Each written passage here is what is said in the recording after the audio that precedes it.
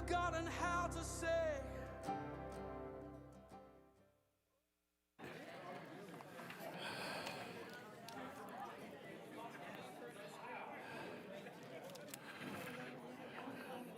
Well, good afternoon, everybody.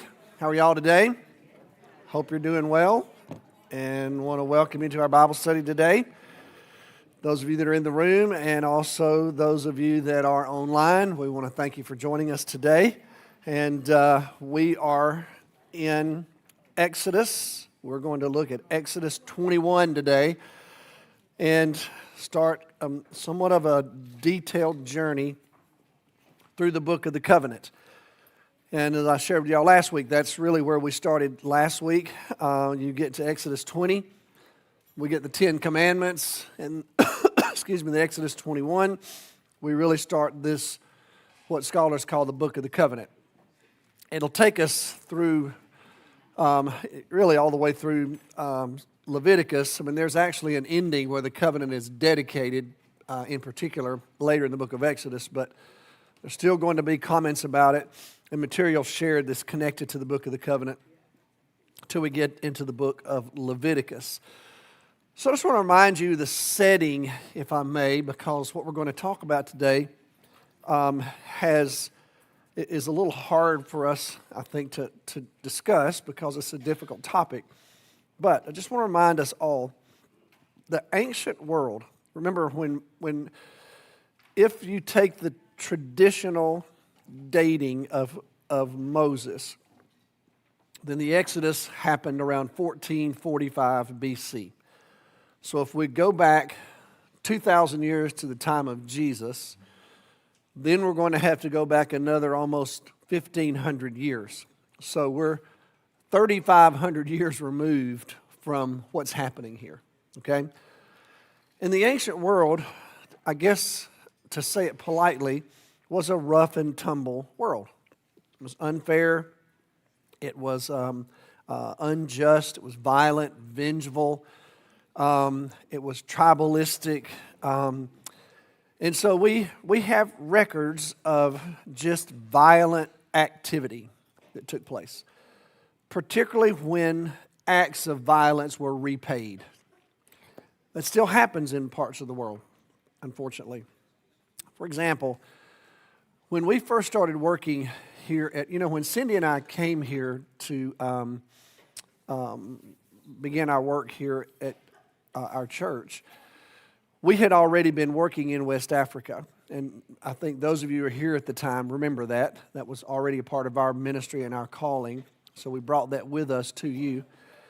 And once we started working here at First Baptist Arlington in West Africa, we adopted the Fulani people. Many of you remember that. We still pray for the Fulani. We work among the Fulani in various places still in West Africa.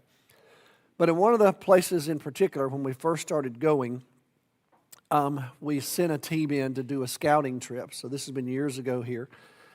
And they discovered a village. The way that we got to that village is that we pray for the Lord to show us a person of peace, a person who shows real interest in what we're hoping to share.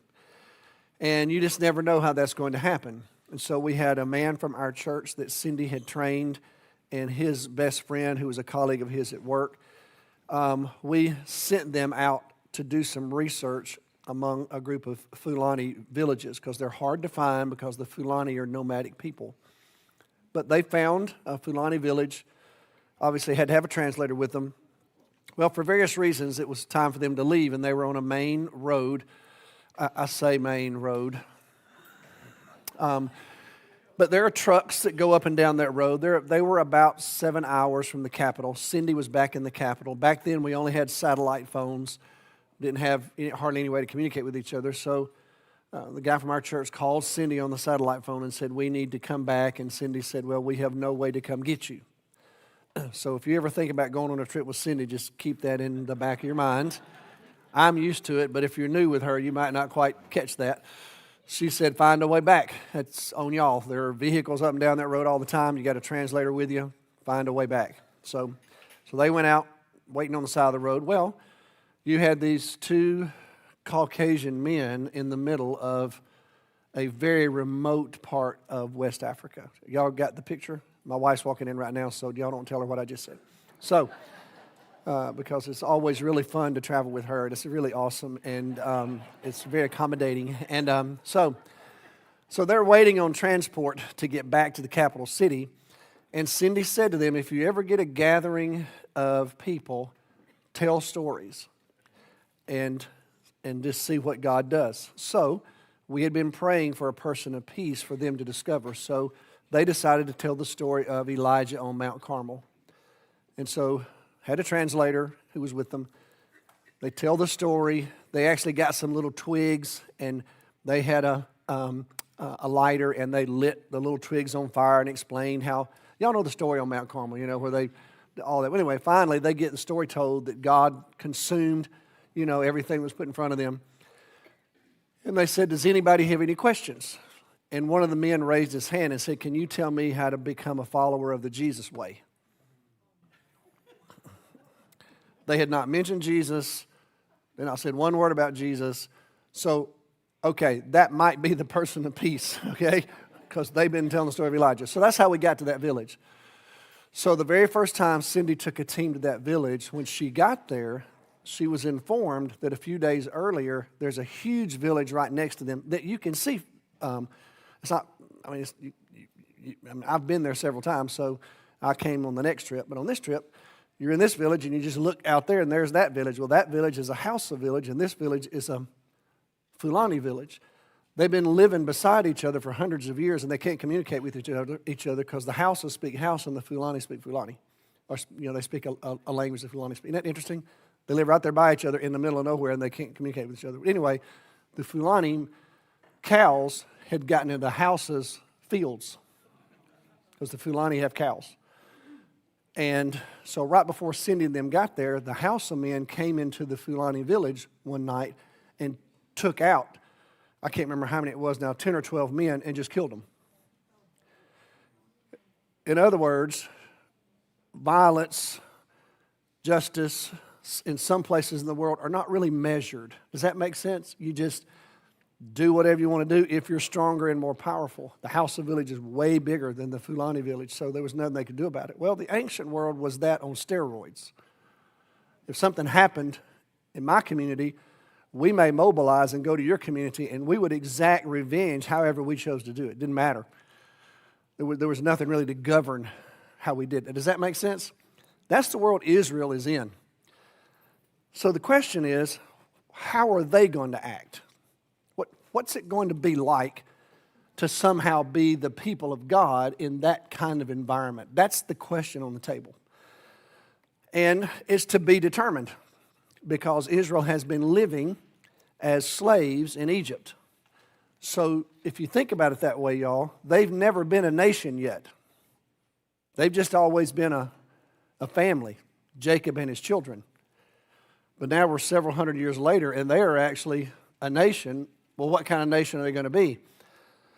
So the book of the covenant is going to define for them what kind of nation they're going to be. Does that make sense? God is basically going to say to them, here's how you're going to behave. Here's how you're going to treat me. So you get the 10 Commandments. You're going to acknowledge me first. No other gods but me. No graven images. You're going to keep the day that I tell you to keep holy. You're going to honor what I tell you to honor. So you get the 10 Commandments. Then you get this book of the covenant. 10 Commandments is the introduction. And y'all remember we talked about how this is paradigmatic law. It paints a paradigm. It doesn't cover every single stipulation. Remember that? So you get enough to build a common sense understanding of God's expectation. So with that said, we've got the children of Israel already delivered. That's the first point on your outline. I just put it there every time just to remind us. They've been redeemed, rescued. Now they're about to have to start living as the people of God. Here's what's fascinating. The book of the covenant opens with a conversation about what some people would just refer to as slavery. Now, that's an interesting way to open the book of the covenant. Wouldn't you agree? Of all the things that God could have chosen to address through Moses, at the beginning, he has this conversation. Now, I want to help us frame it this afternoon if I can. Let me just start by stating the obvious, and I put this note in your outline about slavery. As followers of Jesus, and I would just say, hopefully just as human beings, we unequivocally, emphatically, and holistically condemn the practice of human slavery or human trafficking in any and all forms, period. Amen? It just doesn't matter. Pick a time, pick a people, pick an era. It just does not matter. We condemn it. And unfortunately, we live in a world still where there are still practices that we would consider slavery and human trafficking, and it's always evil when you look at it from that perspective. So, with that said, let's talk about what was happening here in Israel, okay? In these first 11 verses addresses something that we need to make sure we unpack contextually so that we understand what's actually happening, okay? But I just wanted to put on the table, if you're going to have a conversation about slavery as we think of it, we unequivocally condemn it. Now, here's the overview, though, of how it was viewed in the ancient world among the Jews. Okay, so let's just look at that here in the Book of the Covenant. And let me just run through these before we actually look at the text. Is that okay? Let me just walk y'all through these points I've made in your outline. The context of any conversation about slavery in the life of Israel at this point in history is the reality of Israel's immediate past history as slaves in Egypt. So if God's going to have a conversation with Israel right now about how they're going to treat each other, remember, all they know as adults is life as slaves, right? That's their understanding of reality. They've been slaves in Egypt, so that's their context. So here's where we have to be careful. When you look at your Old Testament, written in Hebrew, the words servant, slave, maidservant, those kind of words, we find them over 1,000 times in the Old Testament, okay? But you'll notice in your outline, the Hebrew word hebed can be translated as servant, worker, employee, or slave. And it is translated that way in our Old Testament, okay? But any of those are appropriate translations. It typically depends on the context of how they're going to be translated, how you translate that word. They're basically interchangeable, if you will. The Hebrew word bahal can be translated as master, owner, boss, or employer. Those are all legitimate translations. In Exodus 21, that's the word that's used. Hebed is used for servant. Bahal is used for master, owner, boss, employer. So here's what I want to make sure we understand. The people that we're about to talk about in Exodus 21 and throughout the Hebrew understanding of this relationship between the Hebrew people who were servants, who were slaves, employees, they worked under the conditions of a formal contract with strict stipulations, and the agreements were limited to specific jobs or functions in a household. Does that make sense? So when you talk about one of these servants in Exodus 21, if you want to use the word slave, some people use that word there, just remember that it has a certain meaning right now in history, and it has this same meaning in Israel's understanding. It would be a person who worked under the conditions of a formal contract with strict stipulations. And they had jobs to do that were very specific in the household. If you think about Israel at this time, first of all, right now they're in the desert. Nobody owned a plantation in Israel at this time, okay? The next 40 years they're in the desert. When they move into the promised land, nobody owned a plantation. The way that they engaged in business was, first of all, they just had homes where they grew food for themselves, took care of their own families. And they might have a family trade. So a servant was somebody who didn't own wherever they were working. So if you got hired, so to speak, to work for someone else, you're in this category. And you had strict guidelines about what you were doing, what was expected of you, and what your future held. Okay? So this meant you worked for the owner. So there were, even at this time in history, there are levels in society. So there are some who are going to be very, very poor, and others who are going to grow in their family businesses. But typically, the workers lived nearby, depending on the situation, and they had a formal relationship with the owner. Are y'all still with me? So this next one is incredibly important. So let me read it to you. Israel made no provision for the practice of ethnic slavery like they had endured in Egypt, or akin to what we generally think of as the practice of slavery. So when you hear the word slave, you have a certain image and connotation that would have been completely foreign to Israel except for their own personal experience, but it would be totally foreign to their law in the Book of the Covenant. Does that make sense? So our understanding of slavery is this. One group of people goes somewhere on planet Earth and captures and steals another group of people, perhaps based solely on their ethnicity or their race. They then transport that group of captured people to some other place, and they actually sell those captured people to others who now own them, and they can do whatever they choose with the people they have purchased. True? That's slavery to us. That would be totally foreign to the Book of the Covenant. There was no such thing as racial slavery to the Jews. The only experience they had with that was their personal experience of being enslaved in Egypt because they were enslaved because they were Jews.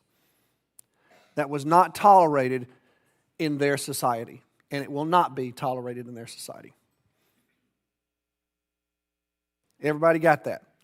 So when you read the word slave in your Old Testament, don't think of slavery as you typically would think of it, because that's not what it was. It was something very different.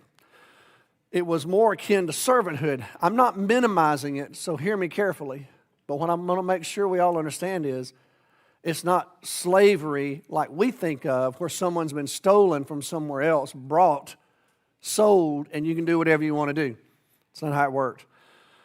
As a matter of fact, servanthood had a time duration attached to it. You could only do it for 6 years. The 7th year, they had to be set free from their contracts. And not only that, the owner, the master, the boss had to treat everybody fairly and with dignity, and if you didn't, you had to let them out of their contract. They were free to go. I mean, for example, look at, if you've got your Bibles open, we're not going to get to this today, but look at chapter 21, verse 26.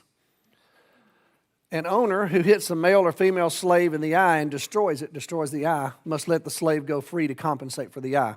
An owner who knocks out the tooth of a male or female slave must let the slave go free to compensate for the tooth. Remember, this is paradigmatic law. Doesn't cover everything, but what's it basically saying? If you mistreat that person who's contracted to work for you, then they're paid up. They can leave. They owe you nothing. Does that make sense? Very different than our concept of slavery, okay? It was protected. They had to treat people with dignity. Here's, I guess, what I would say. Just kind of in general, what we're going to discover with the Book of the Covenant. That God's law protected all people across all social and economic spectrums. It didn't matter who they were. God's law was protecting everybody. So what's happening is, God is saying, here's how it's going to be. So the scenario I painted for y'all at the very beginning that Cindy encountered in West Africa when this Fulani village, their cows had gotten into the fields of this Hausa village.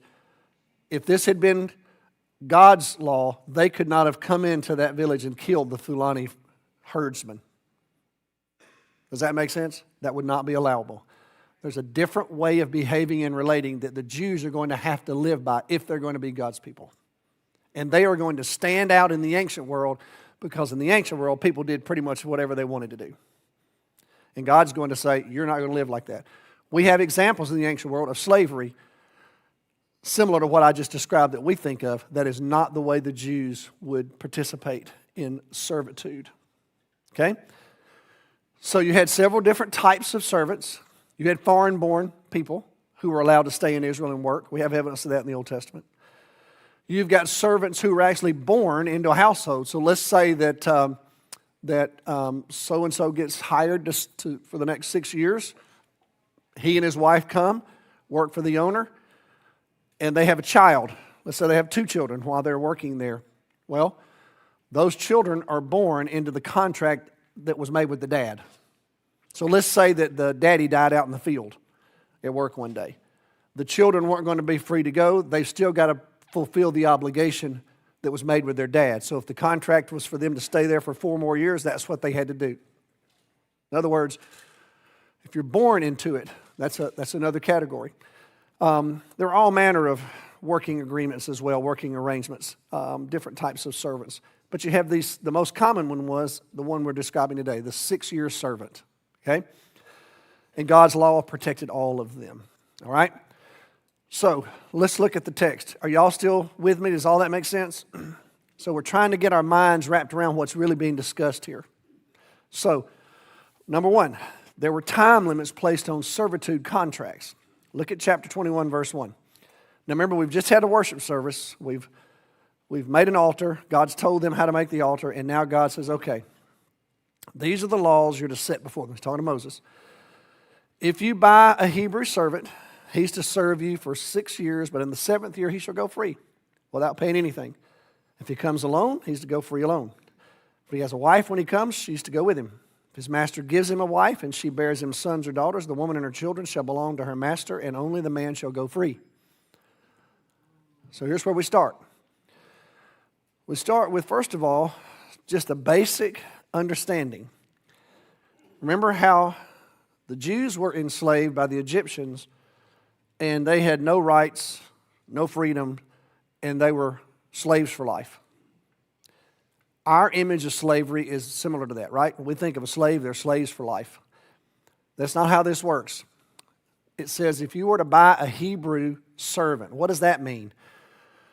Well, how do we explain it today? If we said that we just bought Corey Seager, the Rangers did, which we did, right? 2 years ago, we bought Corey Seager. But y'all know what we mean by that. We didn't buy Corey Seager himself. We paid for the right for him to come work for us, right? And we have an agreement with him. It's a contract. That's what this means. You got some poorer Hebrew people who need to work and are maybe not able to provide for themselves, so they agree to go to work for someone else. And so that person has to purchase them. That person has to pay for the right to have them over this next 6 years. Now, that person that's been purchased is going to work for the next 6 years to pay the guy back for the right to work there. Maybe be given a place to live, those kind of things. But once you did that, you couldn't have them for life. That's not how it worked, okay? That's not the way they did it. The year 7, which was a special number to them, you had to let this person go free. If the person showed up already married, when it came time to leave, they just left. If you gave them a woman, which was very common then, well, that woman originally belonged to you. So let's say it's my daughter. You give that woman to that man. When he gets ready to leave, he can't just take her and the children. They still belong to the boss. So the Jews had several options. She could stay and work off whatever the agreement was. Let's say the owner said, if you leave, your wife has to stay 6 more years. Well, then you could do that. Or there could be a price affixed to the term that she needed to stay. That was also a possibility if that's what you would like to do. So there were options. It's not like she was a slave for life. That's not how it worked. She was under a similar contract based on whatever the agreement was. So the point is, there were time limits placed on all servitude contracts. That's how it worked. Okay? Then, secondly, let's look at verse 5. So what if the servant declares, I love my master, my wife, and my children, and I don't want to go free? Then his master has to take him before the judges. He'll take him to the door on the doorpost and pierce his ear with an awl, and he'll be a servant for life. Now, that doesn't mean he is a slave with no rights or privileges. That just means he's going to go to work for this man under another contract where he'll be paid for the rest of his life, and his family will be cared for. So it's a lifetime employment contract, if that makes sense. But he gets marked with this piercing to let everybody else know that that's what he's chosen to do. It's a voluntary agreement. So servants could voluntarily agree to a more permanent status. Now that tells you right there a little bit about this situation, that there was enough respect and dignity among these people that someone was willing to say, I just want to work for you for the rest of my life. Not because I have to. I mean, I could wait and let my wife and kids work their contract out and we'd go free, but I'd rather just stay and work. Does that make sense? So you have a second option that addresses how the families are going to be treated. One of the challenges you had in the ancient world, though, was women. I'm just going to let that sit right there for a second. Because the question was, how do you protect women? What do they have the right to do? What's their standing in society? Because the ancient world, its understanding of women was incredibly varied. You have to just do a lot of homework to understand that. You know, for example, y'all have probably read Aristotle. You know what Aristotle said about women? Aristotle said a woman is a lesser version of a man and does not have the intellectual capacity to function like men do. So Aristotle's take on women was they had a role to play, but they were not supposed to be confused as men because they just weren't. Also, in the Greek world, children were seen almost as animals until they became of age. The way we know that is, even in the New Testament, the word for child in Greek is neuter. It's not masculine or feminine. It just is it's neuter, and that means there's just nothing assigned to a child till the child comes of age. That's why the Romans, if they wanted to kill their children at a certain point, they could. They couldn't feed them. There was nothing wrong with that, according to them morally. So women and children have been viewed variously by philosophers, all kinds of other religions, if you will. So what about Jewish women? How are they going to be viewed? How are they going to be treated? What kind of standing are they going to have? And some of that, y'all, is based upon the physicality of the ancient world, because most of the work in the ancient world was physical. And so women were having children, feeding children, caring for children. So could they go work a plot of land and just run everything by themselves? Well, that was very challenging in those days. So what are you going to do with women, particularly if they become servants? How are they going to be treated? Okay, well, as I put in your outline, female servants had certain protections to guarantee their well-being. It may sound really odd to you and to your ears, but this is actually an elevation of women to make sure they're going to be cared for in this society. God's not going to let them be cast aside. So look at verse 7. If a man sells his daughter as a servant, see, that already bothers you, right?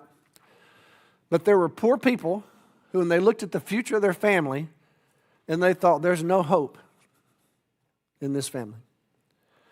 But I know Abraham down the road, he's a good man. And he's got 4 boys. And if I can negotiate a deal with Abraham, maybe, just maybe, my daughter might be one of his son's wives, maybe. And she can have a much better life than she'll ever have with me. Are y'all with me? So if a man sells his daughter as a servant, that doesn't mean he's selling her as a slave. He doesn't want her. He doesn't care about her. That's really not the point, honestly, y'all. She's not to go free as male servants do. And the reason for that is she would have no life. What's she going to do? So if she does not please the master, the owner, the buyer, who selected her for himself, he must let her be redeemed. He has to go back to the original dad and say, you can just buy her back. She's not really suitable for our family. Does that make sense? She doesn't go free. You don't just let her go, because if she had no option or hope for life, you've got to figure out a way to make sure she's redeemed. He has no right to sell her to foreigners because he has broken faith with her.